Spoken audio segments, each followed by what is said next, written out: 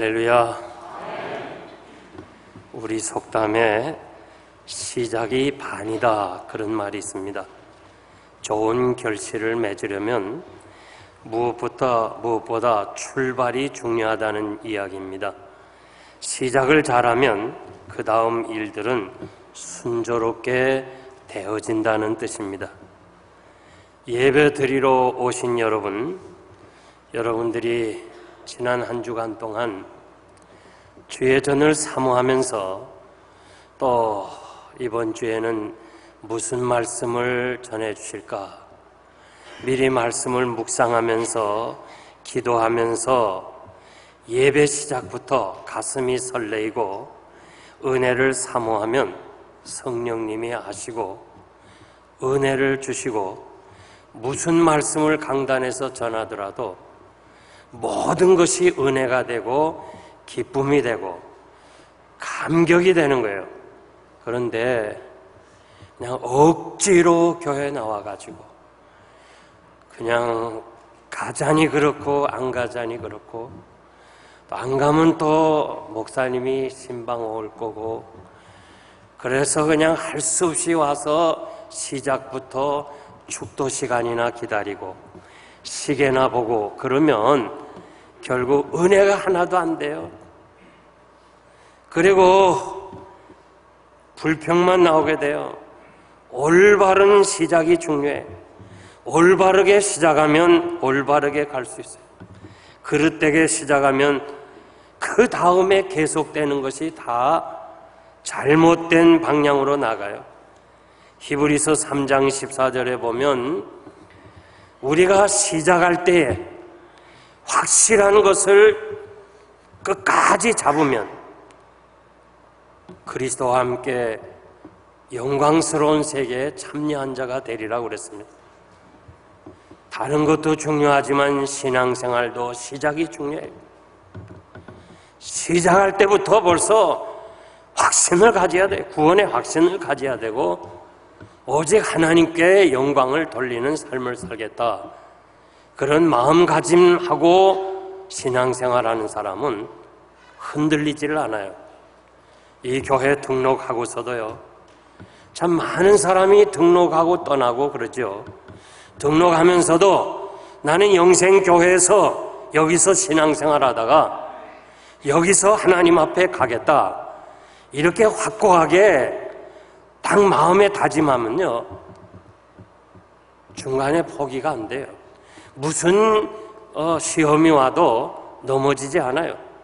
신앙에는 확신이 필요하고 인내가 필요해요. 두 가지예요. 하나님이 살아계시고 그분이 나와 함께 하시는 이 확신, 끝까지 신앙의 길을 가야 되겠다.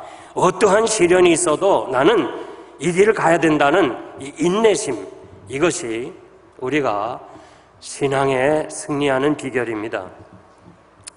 나의 느낌이나 경험이나 혹은 지식이나 누군가의 이야기에 쏠리지 말고 어떠한 일이 있다 할지라도 나는 하나님 의지하고 하나님 앞에 예배드리고 구원의 확신과 천국에 대한 확신을 가지고 여러분들이 신앙생활 하시기 바랍니다.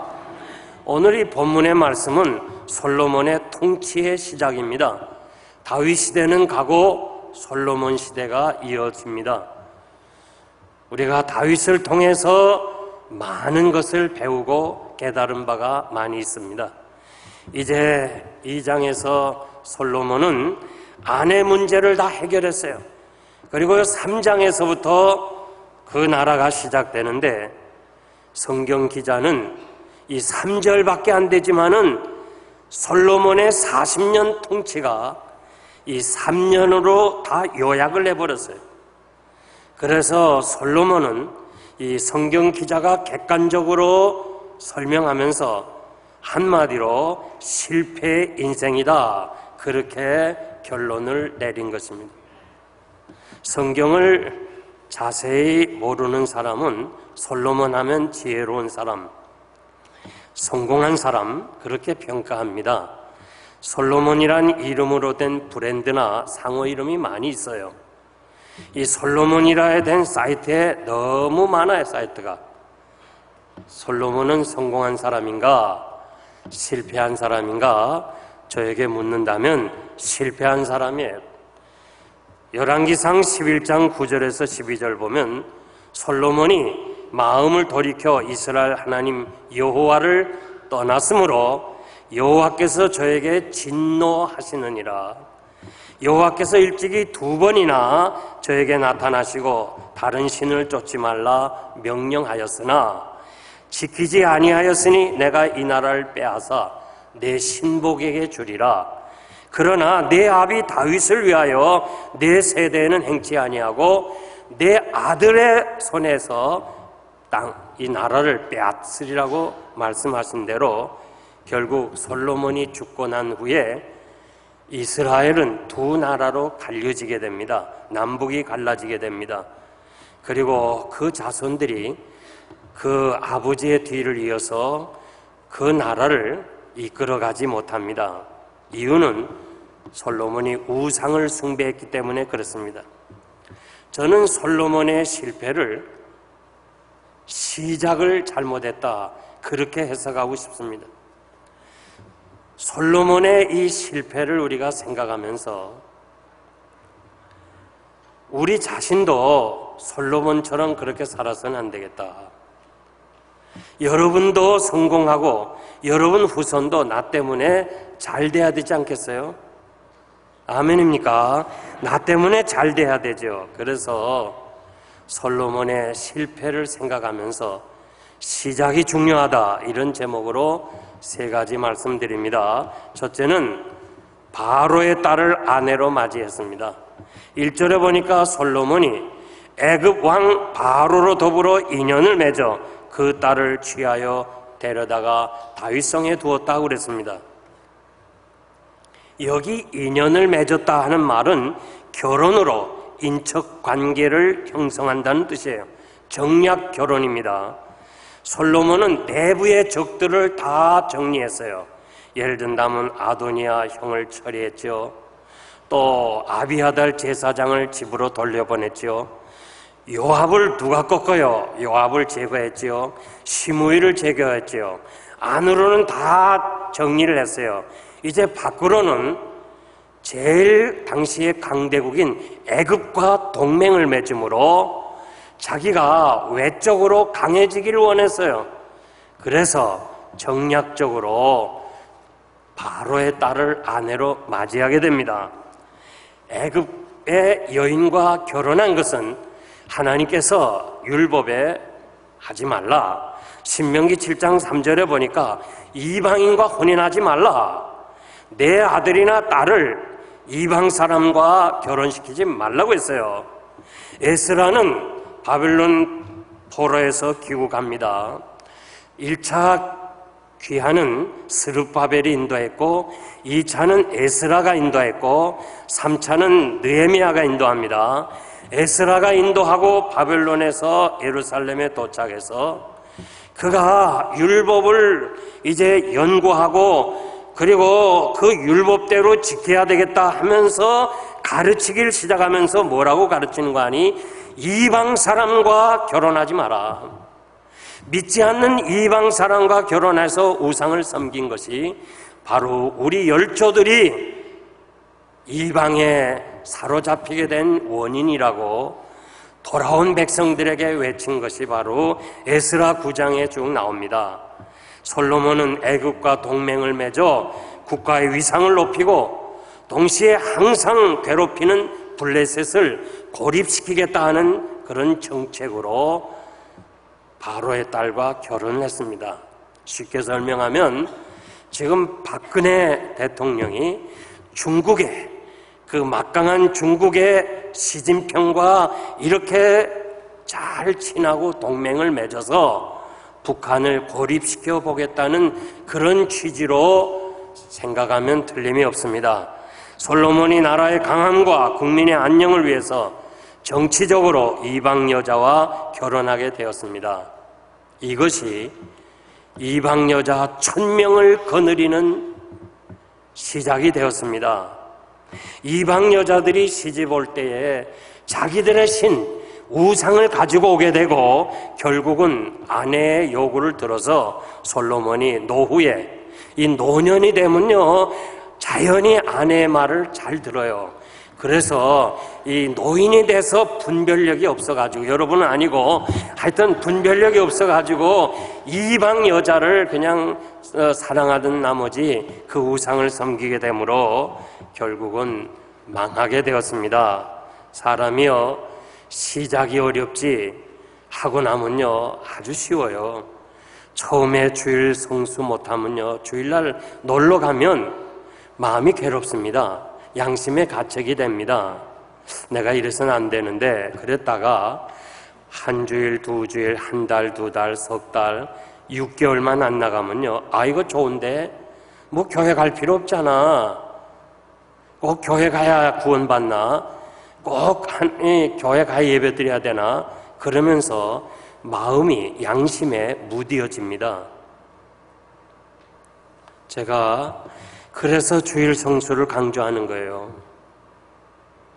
오늘도 많은 사람들이요 제가 골프 치는 것을 자꾸 싫어하는 줄 알아요. 그래서 사람들이 자꾸 그렇게 알아요. 지난 주간에도 또 어떤 사람들은 뭐 골프 치러 가면서도 쉬쉬해요. 이거 목사님 알면 안 된다. 나 골프 치는 거 싫어하지 않습니다. 정말 싫어하지 않아요. 저도 하고 싶어요.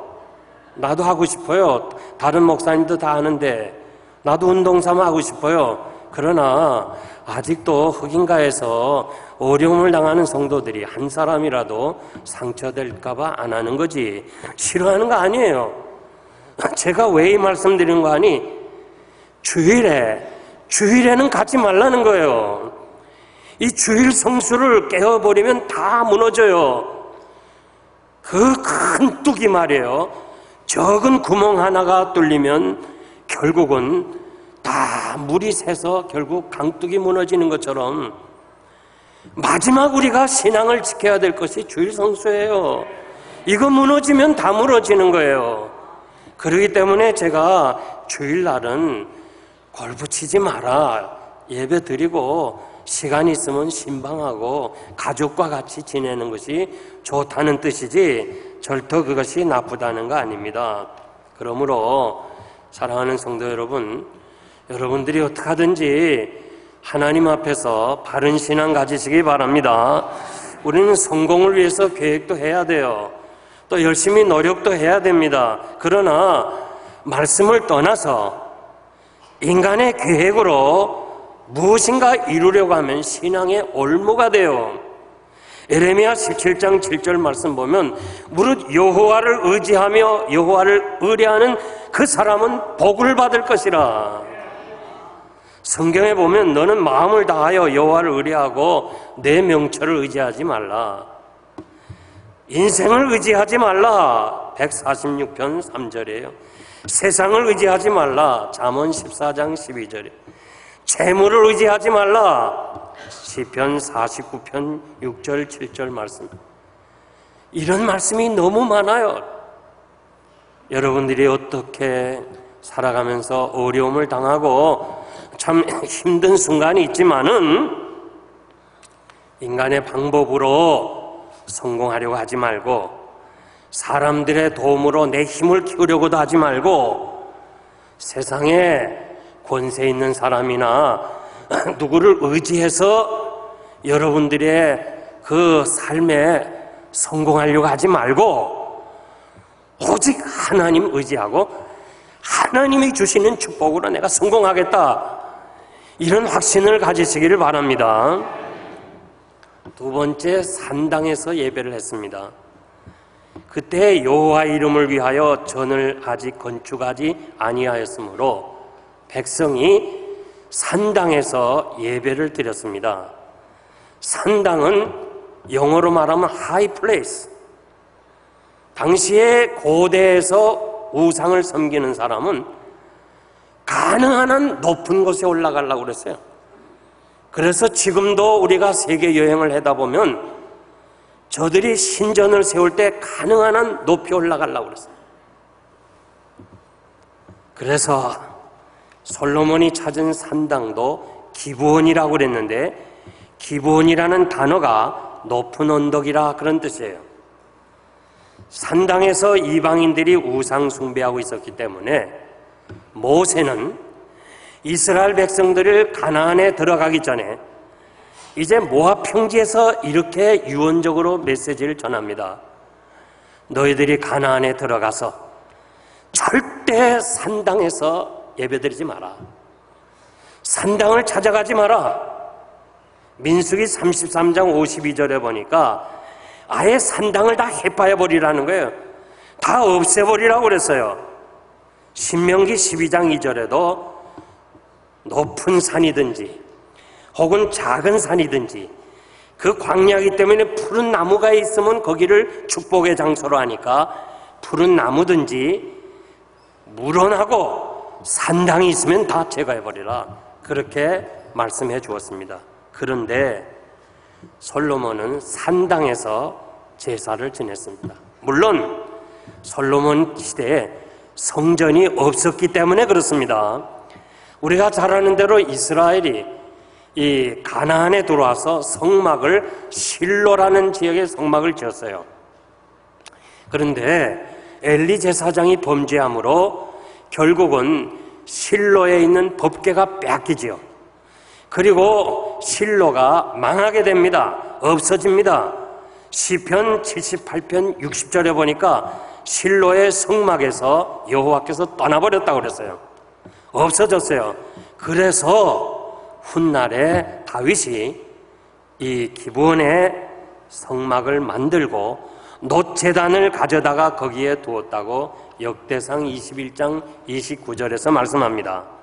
그렇기 때문에 솔로몬이 그 기브온에서 번제를 드리게 됩니다. 솔로몬이 기브온 산당에서 번제를 드린 것을 잘했느냐 못했느냐 이것을 따질 수는 없어요. 왜냐하면 성전이 아직 안 되었기 때문에 그렇습니다. 그러나 중요한 것은 솔로몬 같은 초대에 존경받는 왕이 산당에서 예배드렸다는 이것이 훗날에 가서 남북이 갈라지면서 저들은 예루살렘 성전과 산당을 동등하게 취급했고 산당에서나 성전에서나 성전 못 가면 산당 가지 이렇게 만들어준 계기가 되었다고 말해요. 그래서 이 역대 왕들 보면 히스기야와 같이 선한 왕들은 왕이 되자마자 산당을 다 헐어버렸어요. 하나님이 원하지 않는다, 율법이 원하지 않는다, 다 헐었어요. 므낫세 같은 또 악한 왕은 무너진 산당에서 제단을 다시 재건했어요. 그리고 요시야 왕 때에 이 대제사장 hil기야가 이 산당에서 예배를 드림으로 인해서 성전이 회파되고 성전 안에 있는 율법책이 어디 있는지도 모르다가 요시야가 된 후에 대제사장 hil기야가 성전을 이렇게 좀 청소하다가 그냥 거미줄에 아주 쓰레기처럼 버려진 율법책을 보고 율법책을 읽고 율법책을 묵상해 보니까 율법에 뭐라고 되어 있는 거 아니? 산당에서는 예배드리면 안 된다. 산당을 다 제하해 버리라. 이 말씀을 알고서 요시야 왕한테 얘기합니다. 요시야 왕이 모든 산당을 다 헐어버려요. 이것을 요시야의 종교개혁이라고 그럽니다. 말씀으로 돌아가는 것이 종교개혁이거든요. 포로 이후 귀국에서 오는 사람들은 예배를 산당에서 드리지 않았어요. 산상에서 혹은 산당에서 예배드린 이스라엘은 패망하고 백성들이 흩어지게 된 것을 깨닫게 되었어요. 산당과 성전을 구분하지 아니한 행위가 결국 성전에서도 우상 숭배를 하게 되었고 이것 때문에 나라가 망했다고 에레미야가 백성들에게 외쳤던 것입니다.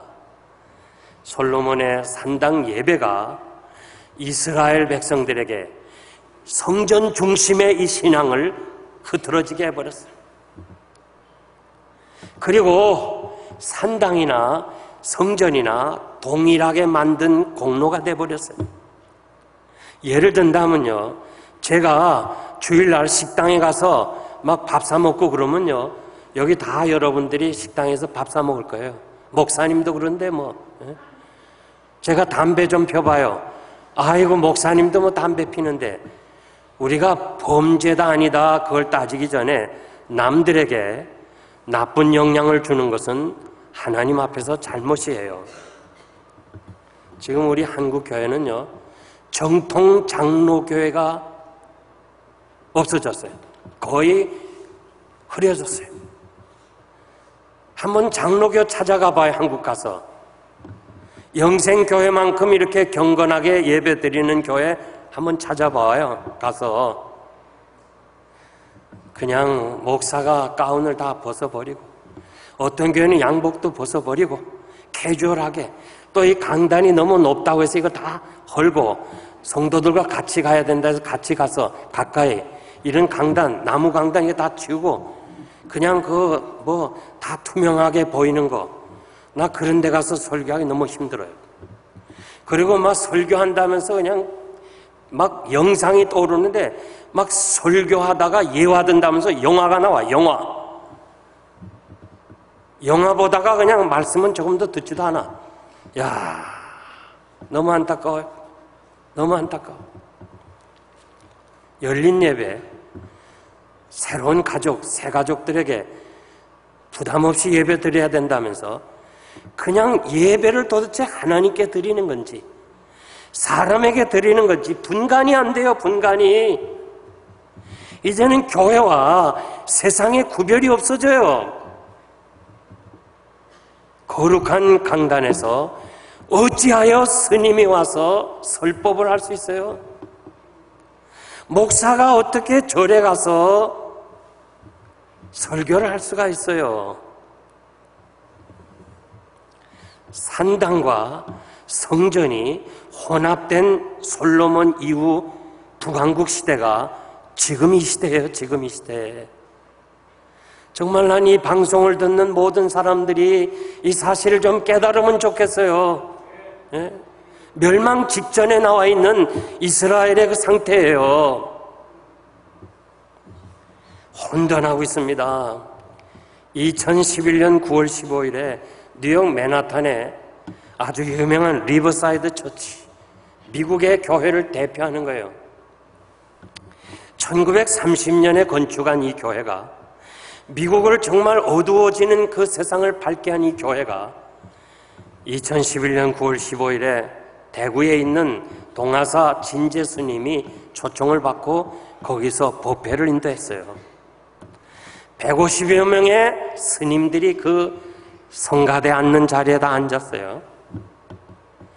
1,500명에 되는 이 한국과 뉴욕과 북미에 사는 불교도들이 이때 다 갖고 그 교회를 다 점령해서 법회를 열었습니다. 한번 인터넷에 들어가서 보세요. 그 스님이 강단에서 아주 나무, 그 스님들이 가지고 다니는 그 지팡이 같은 거 있죠. 아주 뉴욕에 왔다가 아주 큰 지팡이를 손에 들었어요. 탁. 그리고 설법을 했어요.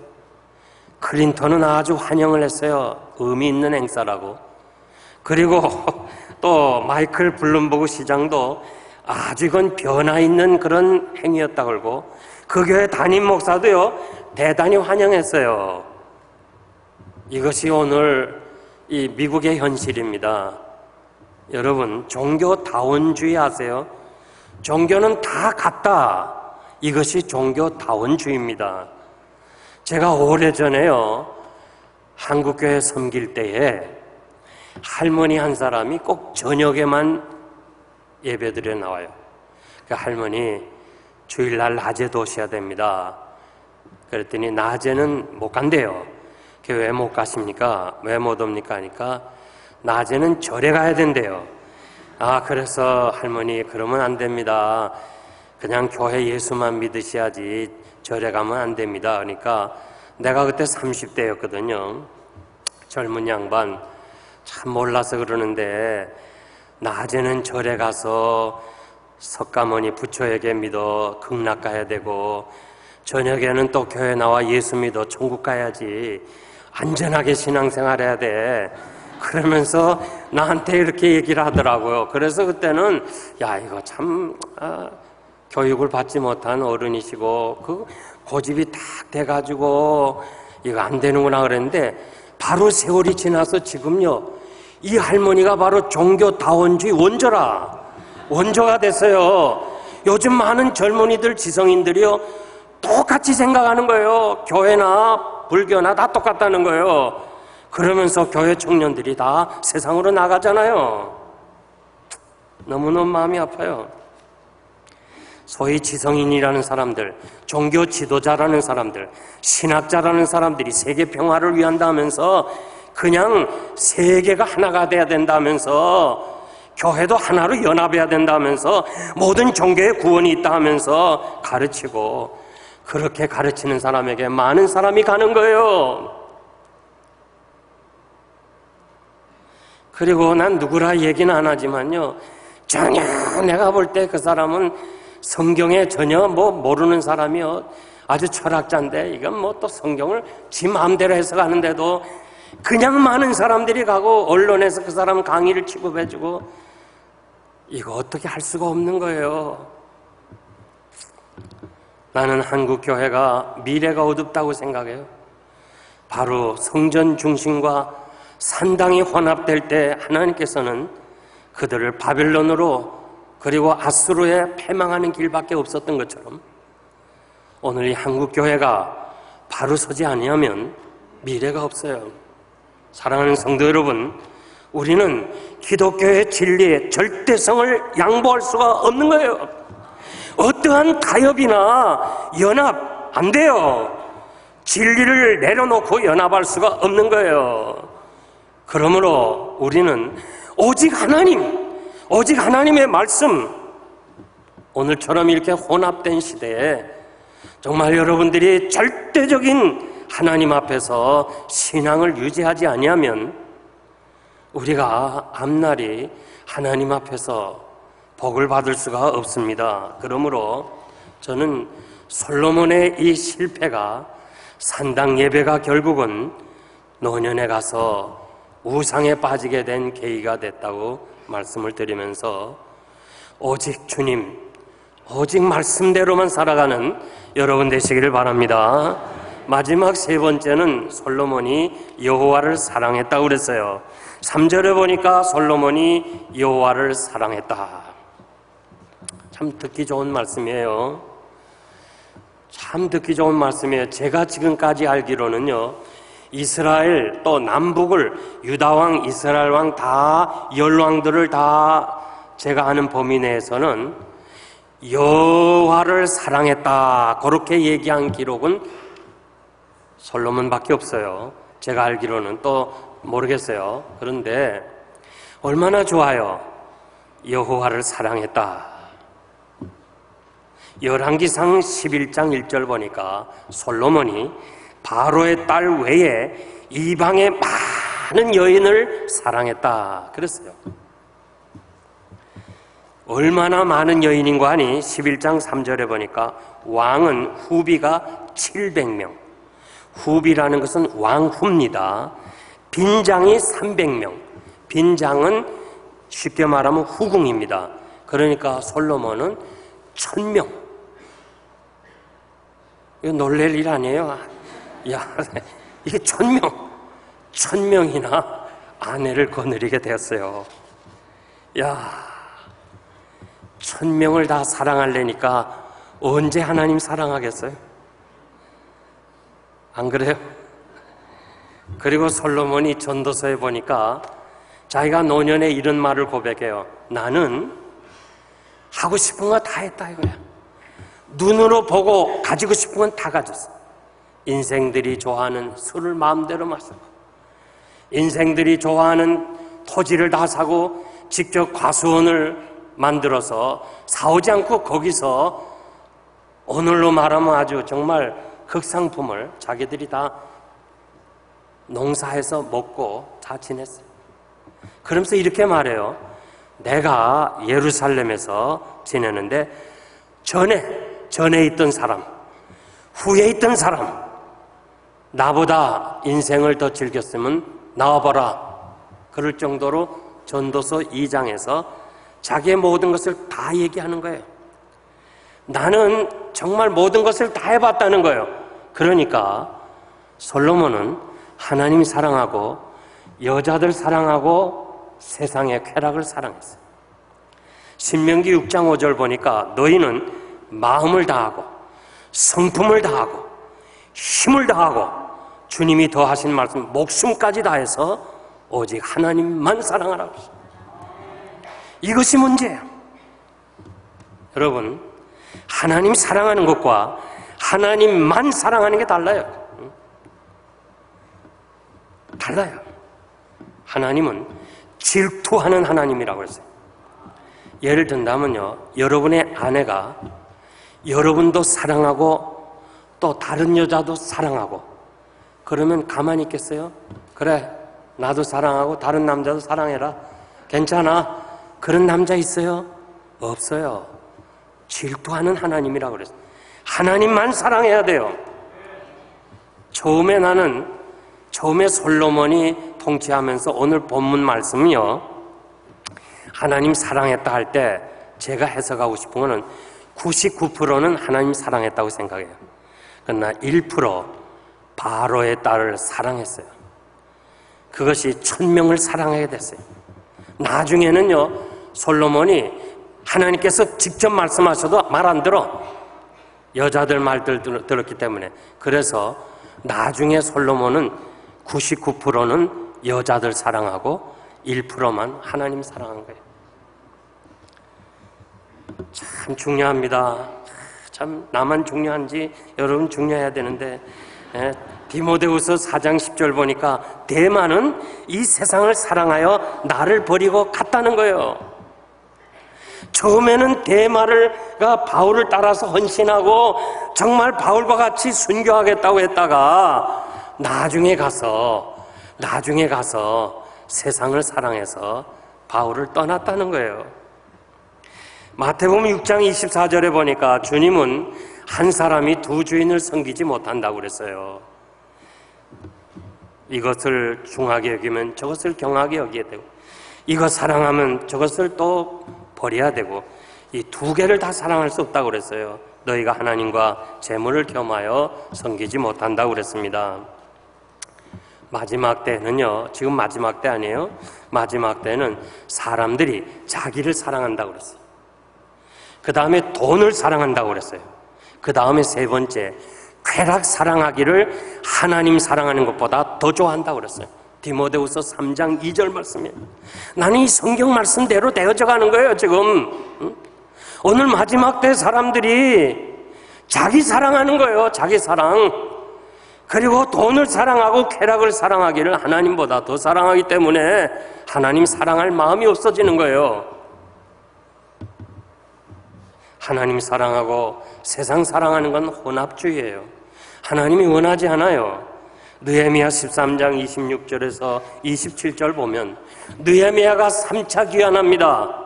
백성들을 인도하고 3차 귀환하면서 저가 예루살렘에 도착해서 뭐라고 그래요?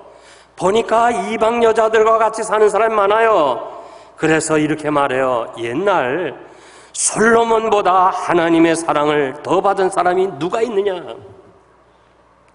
솔로몬보다 하나님의 사랑을 받은 사람이 누가 더 있느냐 하시면서 솔로몬이 결국 이방 여자를 사랑했기 때문에 범죄해서 우리가 바벨론의 포로로 가지 않았느냐. 그러면서 외치는 거예요. 제발 제발 당신들 이방 여인 사랑하다가 우상에 빠져서 다시는 바벨론의 포로가 되는 일이 없도록 하라. 이것이 느헤미야의 외침입니다. 저는 이번 수련회를 통해서요, 에스라, 느헤미야, 학개, 이스가랴 네 권을 종합해서 보니까 이 마지막 때 사명이 더 큰 거예요. 더 큰 거예요. 얼마나 우리들에게 귀하게 말씀하시는지 하나님만 사랑하라는 거예요. 여러분, 아주 중요해. 양옆에 사람에게 좀 기억나게 하나님만 사랑하라. 만을 좀 강조해줘요. 하나님만 사랑하라는 게. 아멘입니까? 이제 말씀을 맺겠습니다. 다윗은 인구 조사를 했다가 혼쭐이 났습니다. 그래서 인구조사에서 왜 이렇게 벌을 받았죠? 네가 나보다 군대의 힘을 더 의지하니까 안 된다 이거예요. 그래서 이 인구조사를 했다가 하나님 의지하지 않는다는 마음으로 혼쭐이 나고 나서는 그는 결코 상비군을 조직하지 않았어요. 전쟁이 났다 하면 어떻게 하느냐? 기도해. 하나님, 이번에 전쟁할까요? 해라. 그러면 모집을 해. 모병을 해. 자, 우리가 블레셋과 싸워야 되겠다. 자원하는 사람 나오라. 그래서 모병을 해가지고 싸워서 백전백승을 이뤘어요. 그리고 전쟁이 끝나면 어떡하느냐? 다 돌려보내. 너 집으로 가라. 농사꾼은 농사하러 가라. 양치는 사람 양치러 가라. 장사하는 사람 다 가라. 그럴 때도 하나님이 그를 부강하게 하고 다윗 시대만큼 영토가 확장된 적이 없어요. 오늘 이스라엘 국기가 다윗의 별 아닙니까? 다윗 시대로 돌아가는 것이 이스라엘의 꿈이에요. 그만큼 하나님 의지하고 하나님만 의지하고 살아가는 다윗에게 하나님이 그렇게 강한 힘을 떼줬어요. 그런데 솔로몬은 아버지 뒤를 이어서 어떻게 했어요? 먼저 강대국이 되기 위해서 강대국 에집트와 동맹을 맺어요. 동맹을 맺기 위해서 정략 결혼을 해요. 이방 여자를 아내로 맞이해요. 그리고 정예부대 1만 2천 명을 확보했어요. 그리고 전차 1,400대, 오늘로 말하면 탱크 1,400대, 아주 특전사를 만들었어요. 그리고 막강한 군대의 힘이 있어요. 엄청난 경제적 힘을 가졌어요. 그리고 개인은 지혜와 지식이 다른 사람이 비교가 안 될 정도로 강했어요. 그런데 결국은 실패하고 말았어요. 인생 실패하고 말았어요. 잘 기억해야 돼요. 솔로몬의 실패가 없어서 실패한 거 아니에요? 그는 노년에 깨달았어요. 자기가 지나온 세월을 보니까 하나님 앞에서 헛되고 헛된 거예요. 그래서 헛되고 헛되다 알면서도 정리를 못했어요. 왜? 어떻게 막강한 1만 명이 넘는, 그리고 아주 특전사령부가 구성되어 있고 막강한 군대를 가지고 있는데 이거를 다윗처럼 하나님만 의지하겠다고 군대를 해체할 수 있어요? 못해요. 1,000명 여자를 다 버릴 수 있어요? 한 사람 여자하고도 이혼하기 힘든데 여자가 그냥 안 떠난다면 안 되는 거 아니에요? 어떻게 1,000명을 처분할 수가 있어요? 안 되는 거예요, 안 돼. 그러니까 알면서도 깨달으면서도 회개하지 않아서 솔로몬은 실패로 끝났어요. 실패로 끝났어요. 여러분들이 성공하는 거 좋아요. 성공을 위해서 노력하는 거 좋아요. 그러나 하나님의 은혜가 아닌 성공은 바벨탑이 되는 거예요. 그것 때문에 망하는 거예요. 최종 목적은 뭐예요? 우리는 천국에 들어가야 되는 사람이에요. 천국의 알곡신자가 되는 거, 이것이 성공자인 줄 믿습니다. 그러므로 여러분, 어떻게 하든지 세상 그런 사람들에 의해서 여러분들이 성공하려 하지 말아요. 우리 주님이 부활하시고 첫 번째 무슨 말씀을 했어요? 기억하세요? 우리 예수님이 부활하시고 제일 먼저 무슨 말씀을 했어요? 어찌하여 울고 있느냐? 울지 말라는 거예요. 책망이 아니에요. 위로와 격려와 함께 해주신 축복이에요. 울지 말라는 거예요. 내가 부활했으니까, 내가 너와 함께 하니까 울지 말라는 거예요. 다시 시작하세요. 다시 시작하세요. 미국 사람들은 7월이면 한 해 후반전 마지막 다시 시작하는 걸 7월이라고 그래요. 다시 시작해요. 하나님 의지하고 다시 시작해요. 오직 하나님 중심으로 살아요. 하나님만 사랑하세요. 여러분들이 지나온 세월 뒤돌아보면 아무것도 하나님 앞에서 내세울 것이 없습니다. 이제부터는 어떻게 하든지 주의를 거룩하게 지키고 하나님의 말씀대로 살고 하나님만 사랑하겠습니다. 이렇게 결단하고 나간다면 여러분의 삶은 하나님이 책임지실 거예요. 그리고 여러분 때문에 여러분 자손이 복을 받을 줄 믿습니다.